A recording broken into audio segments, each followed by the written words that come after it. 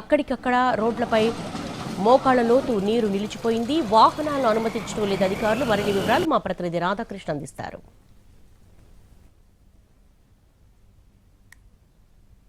మూసీ నది ఉగ్రరూపం ప్రస్తుతానికైతే పూర్తిగా శాంతించిందనే చెప్పుకోవాలి. నిన్నటి వరకు అంటే నిన్న రాత్రి వరకు కూడా మూసీ ఉగ్రరూపంలో ఉంది. జియాగూడ ప్రధానంగా మూసీకి ప్రధానంగా ఎఫెక్ట్ ఎక్కువగా గురైంది మాత్రం జియాగూడ ప్రాంతం అనే మనం చెప్పుకోవాలి.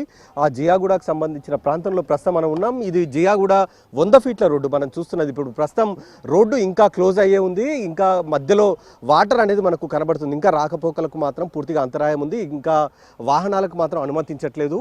ప్రస్తుతం మనం చూడొచ్చు కూడా ఈ జియాగూడ నుండి పురాణపూల్ వరకు వెళ్ళే 100 ఫీట్ల రోడ్ ఇది.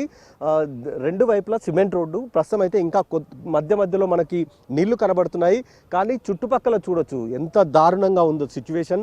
ఎక్కడ చూసినా కూడా కవర్లు బట్టలు మనకు ఎక్కువగా కనబడుతున్నాయి. అవన్నీ కూడా కొట్టుకొని వచ్చిన సందర్భం మనం చూస్తే తెలుస్తుంది. నిన్న దాదాపు ఇప్పుడు మనం చూస్తున్న ఈ రోడ్డు కానీ ఇక్కడ ఉన్న చెట్లకి దాదాపు మధ్యల వరకు కూడా నీళ్లు రావడం జరిగింది. అంటే దాదాపు 8 నుంచి 9 ఫీట్ల ఎత్తులో ఇప్పుడు మనం నిలబడ్డ ఈ రోడ్డు పై నుంచి 8 నుంచి 9 ఫీట్ల ఎత్తులో నీళ్లు ప్రవహించడం జరిగింది. ప్రస్తుతం మనం చూడొచ్చు ఎదురుగా ఆ చెట్ల పైకి ఎక్కడైతే చెత్త పేరుకొని ఉందో అంత హైట్ వరకు కూడా నీటి ప్రవాహం కొనసాగడం జరిగింది. ప్రస్తుతం అయితే మనం చూడొచ్చు ఇక్కడ ఈ ప్రాంతంలో అలాంటి చెత్త పేరుకొని పోయి ఉన్న సిచ్యువేషన్ అయితే మనకు కనబడుతూ ఉంది. అలాంటి విజువల్స్ ఇక్కడ మనకు కనబడుతూ ఉన్నాయి. చాలా దారుణమైన సిచ్యువేషన్ అయితే ఇంకా ఉంది అని మనం చెప్పుకోవాలి. వరద ప్రవాహం తగ్గినప్పటికీ ఇక్కడ పేరుకుపోయిన చెత్త కావచ్చు, బురద కావచ్చు, ఇదంతా కూడా క్లీన్ చేయడానికి 2 నుంచి 3 రోజుల పాటు సమయం పట్టే అవకాశం ఉంటుంది. అలాగే చుట్టుపక్కల ఉన్న ఏరియాల్లో పేరుకుపోయిన చెత్తను మొత్తాన్ని కూడా క్లీన్ చేయాలన్నా కూడా చాలా సమయం పడుతుంది. ఇక్కడ ఉన్న స్థానికులు ఈ దుర్వాసన అనేది ఎక్కువగా వస్తున్న నేపథ్యంలో వాళ్ళంతా కూడా ఇబ్బందులు పడే అవకాశం అయితే కనబడుతుంది. మళ్ళీ వర్షం కనుక పడితే మాత్రం పరిస్థితి మొత్తం కూడా మళ్ళీ ఇబ్బందికరంగా మారే సిచ్యువేషన్ అయితే ఉంది.